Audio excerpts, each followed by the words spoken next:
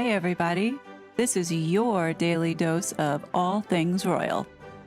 Welcome back, my gorgeous, good-looking friends. Good news, Harry lost his court case today, but I wouldn't jump for joy just yet. Initially, when I saw the news, I was ecstatic, thinking that, great, the US taxpayer is not going to have to fund this couple's security. But as I started to read more about what was going on today, I realized that we're not out of the woods yet. So in today's court decision, Mr. Justice Chamberlain denied the Duke of Sussex the right to bring a second legal challenge against the government's decision to deny him automatic security when in the UK. Turns out, and this is how I understand it, Harry filed in the beginning a request for judicial review in order to get his taxpayer-funded security status back. In that case that was submitted, seen here under Justice Swift, there was no offer for Harry to pay for his security. So what had happened, Harry filed a second case offering to pay for this protection after the Daily Mail exposed him for trying to keep the first court case a secret from the public. So from the way that this all looks, Harry knew that he wouldn't be able to pay for these police officers, but because the Daily Mail had outed him and exposed him for trying to get back the tax-funded resources that he had when he was a working royal,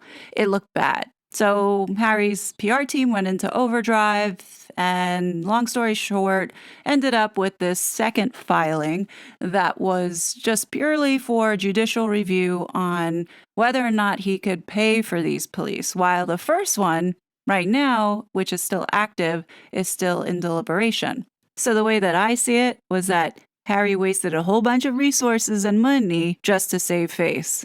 Let's remember that as a result of getting his butt hurt by being exposed, Harry doubles down and files a defamation lawsuit against the Daily Mail for publishing that article about him for being deceitful, in which Harry felt that he is an honorable man.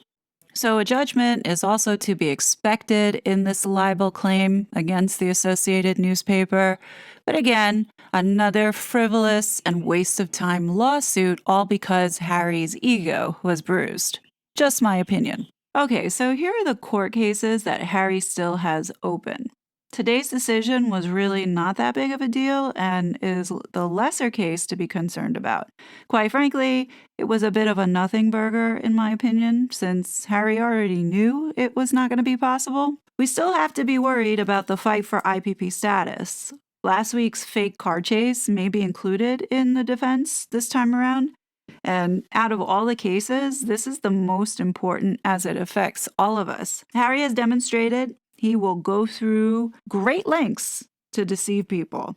We've seen this now as a pattern. I do believe that Harry purposely put a target on his back by naming his kill count in his book. That was intentional, like last week's car chase. It's also highly probable that the paparazzi were called on purpose by the Sussex team. Whether or not Harry knew about it is yet to be seen, but definitely Meghan was aware, and definitely Meghan made some money off of all these photos that were splashed all over the place globally. Days before this PR stunt that Meghan and Harry pulled, I read a blog on Medium that I think right now would be appropriate to share with everyone. So this blogger, PR is Universal, predominantly writes articles around Meghan and Harry, but this one caught my attention. It was dated May 11th, 2023, and it says Meghan Markle and Backrid. So the blogger writes, "When Meghan gets papped, I give her a click so I can check the photo attribution.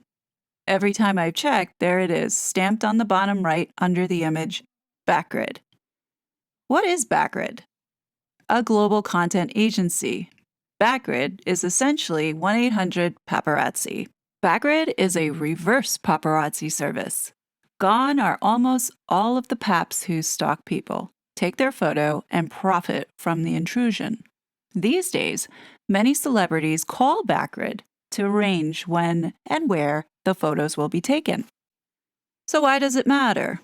Meghan, illuminator to the world about the evils of media manipulation, is faking press intrusion. Let me say that one more time. Is faking press intrusion. It gets better. She's posing for a photographer she called herself and letting people believe that she is subject to the same but genuine abusive paparazzi that Princess Diana suffered for many years. Well, duh. But it's nice to see somebody actually putting it in writing and putting it out there. Some people are aware that this is the new norm for attention-hungry celebrities, but it's a long way from being common knowledge that many, if not most, published photos these days are completely staged and deceptive. Although her popularity has been steadily decreasing since 2020, Meghan has convinced a chunk of America that she is a victim of the media. The truth is that she's not been transparent about the complete control she has had over photos published since returning to California. Meanwhile, Harry is in and out of British courts regarding genuine press intrusion as part of his mission to protect Meghan while standing up to the press. Meghan working with Backrid to give the illusion of ongoing press intrusion is a curious move, but ultimately a tone deaf, as it goes against everything she and Harry have been trying to communicate about predatory media. The irony that Thomas and Meghan both use the same company to make money by faking candid photos, Papa Markle jumped on the Backrid train a long time ago. Let me pause and say that Thomas Markle has been very open about being paid for his image or interviews that he does, and why shouldn't he? Good for him. One thing to note that Backrid are usually only identified from the outlet that buys the images. In this case, as we see here, is TMZ. There you have it, folks. Meghan made quite a bit of money last week as a result of this PR stunt. And then when you think about it, the timing of when Meghan releases her pap walks, like the day after the coronation, she knew that she was going to get global attention. So what better way to maximize that attention by making some cash? Now here's the messed up thing. Harry looks genuinely uncomfortable and anxious. Even if Harry had an idea as to how they were staging this PR stunt. In this photo, Harry looks distressed. So something tells me that the wife hadn't been fully honest around what was going to happen that night. And clearly she took advantage of Harry's PTSD in triggering him to a point where he's visibly upset and stressing out. And to me, I think that's a cruel thing for Meghan to do to her own husband. And shame on her. I'm going to ask my viewers to share this video far and wide in the hopes that it reaches somebody in the UK who is touching this IPP court case. Clearly, you see that this narrative that's being pushed is trying to make people believe that Meghan is this victim of paparazzi intrusion and stalking, when clearly it's a big fat lie. And here is evidence of her doing it. This is a paparazzi who has worked with Meghan before, tweeting out, talking about a photo that he took for her under Meghan's agency that used to pay her money. So now when I look at this anonymous post, in my mind, I'm thinking there's a high probability that this is true. And it says, well, I know a higher up at Backrid, and those paps chasing them? Freelance Backrid paps who were following directions of none other than Meghan herself. She set this up and thought that the NYPD/mayor wouldn't stand up, meaning wouldn't push back. My contact says they tried to dissuade her. Well, Meghan will do whatever Meghan wants to do. Seriously, this woman has no shame. So the big question tonight is, are we going to see Meghan grace the Gracie Awards?